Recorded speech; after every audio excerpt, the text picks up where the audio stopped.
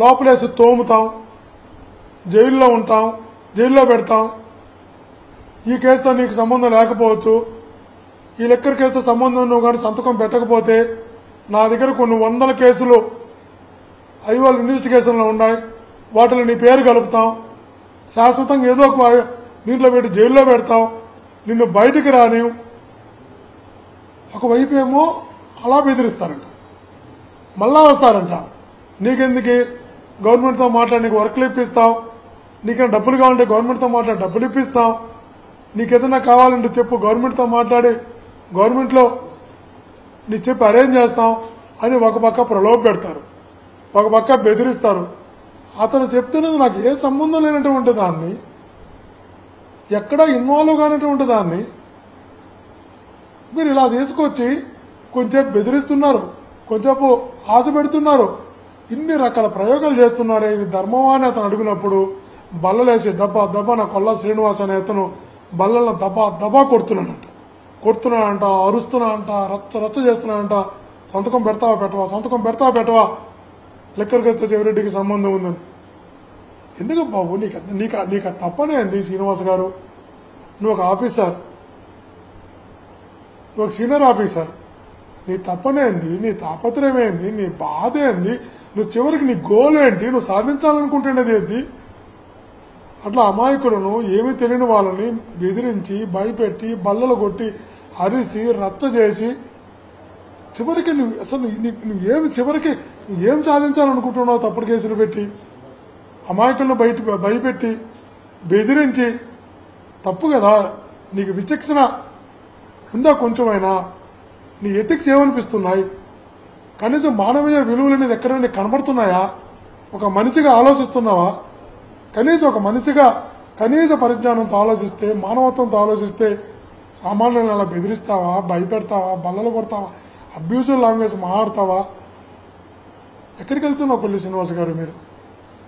మీకు అందుకైనా మీరు చదువుకున్నది, అందుకైనా 9 ఉద్యోగంలోకి వచ్చింది. తప్పుడు కేసులు పెట్టి సంతోషించడానికే. ఎక్కడికి వెళుతున్నారో అర్థం కావడం లేదు శ్రీనివాస్ గారు. ఈరోజు చెప్తున్నా మళ్ళా కూడా నీకు, బాబు నీకు ఎందుకు ఇంత తపన? నీకైతేనే నిజంగా వాళ్ళందరినీ ఇబ్బంది పెట్టాలనుకుంటున్నది నన్ను అరెస్ట్ చేయడానికైతే నన్ను అరెస్ట్ చేసుకోండి, నీకు ఇబ్బంది లేదంటున్నాను కదా. మీరు ఆలోచించండి, మీరు ఎక్కడికి వెళ్తున్నారో ఆలోచించండి. ఇవన్నీ వెంటాడవా? ఇవన్నీ మిమ్మల్ని వెంటాడవా అని అడుగుతున్నా. కనీసం నీ చుట్టూ ఉన్నటువంటి వాళ్ళు, నీతో చుట్లో ఉన్నటువంటి వాళ్ళు, నీతో ఉన్నటువంటి సిబ్బంది కూడా నువ్వు మాట్లాడుతున్న మాటలు, నువ్వు వ్యవహరిస్తున్న తీరు చూసి అసహించుకుంటున్నారు విషయం గుర్తించుకో. వాళ్ళే చెప్తున్నారంటే చాలా మంది బయటకు వచ్చి చుట్లో నుంచి వచ్చి, సార్ అసలు మా కొల్లి శ్రీనివాస్ గారు మాట్లాడుతున్న మాటలు, అతను పెడుతున్న ఒత్తిడి, అమాయకులు అతను పెడుతున్నటువంటి టార్చర్ మాకే కన్నీళ్ళు వస్తున్నాయి సార్ అని వాళ్ళే బయటకు వచ్చి చెప్తున్నారంటే ఎంతగా నీ చుట్టూ ఉన్న సిబ్బంది కూడా నీ మాటలను అసహించుకుంటున్నారన్న విషయాన్ని ఒక్కసారి గమనించు. తాత్కాలికంగా నీకు ఆనందం ఉండొచ్చు, తాత్కాలికంగా ఎవరైనా సంతృప్తిపరచచ్చు, కానీ ఒక అమాయకుడిని వేధిస్తే, ఏ సంబంధం లేనని కానీ ఇంతగా టార్చర్ చేస్తే ఖచ్చితంగా గుర్తుపెట్టుకు ఆ పాపాలు మిమ్మల్ని వెంటాడతాయని గుర్తుంచుకో శ్రీనివాస్ గారు. నిజంగా చెప్తున్నా, ఈ పాపాలు అయితే వెంటాడతాయి మిమ్మల్ని. నీకు నిజంగా అంత కోరుకుంటే రండి చేసుకోండి, ధర్మం ఉంది, న్యాయం ఉంది. నా వైపు ఖచ్చితంగా ధర్మం న్యాయం నిలబడతాయి. క్లీన్గా ఉండా, మళ్ళా చెప్తున్నా, క్లియర్గా ఉండా. ఖచ్చితంగా తప్పుడు కేసులతో ఇబ్బంది పెట్టాలనుకుంటే ఎదుర్కోవడానికి సిద్ధంగా ఉన్నా.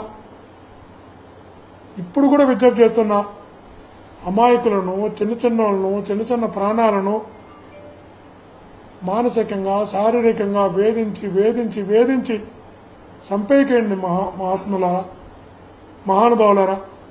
ఇది మంచి పద్ధతి కాదు, ఇది సంస్కారం కాదు, సభ్యత కాదు. వాస్తవాన్ని చెప్పిస్తే అర్థం ఉంది, కానీ ఒక అబద్ధాన్ని చెప్పించి ఇరికించి తప్పుడు కేసులు పెట్టాలన్నటువంటి మీ ఆలోచన మంచిది కాదు. మీ చుట్టూలో ఉన్నటువంటి మీ సిబ్బందే మీరు మాట్లాడుతున్న మాటలు, మీరు వ్యవహరిస్తున్న తీరుని అసహించుకుంటున్నారు అంటే మీరొక్కసారి మీ క్యారెక్టర్ గురించి ఆలోచించుకోండి. ఇది మంచిది పద్ధతి కాదు అని, ఇది భవిష్యత్తులో మంచిది కాదు అని ఇప్పటికైనా మనిషిగా ఆలోచించమని, ఒక అధికారిగా విలువలతో కూడినటువంటి వ్యవహార శైలి ఉంచుకోమని మీ ద్వారా మరలా విజ్ఞప్తి చేస్తున్నాను. Please subscribe .news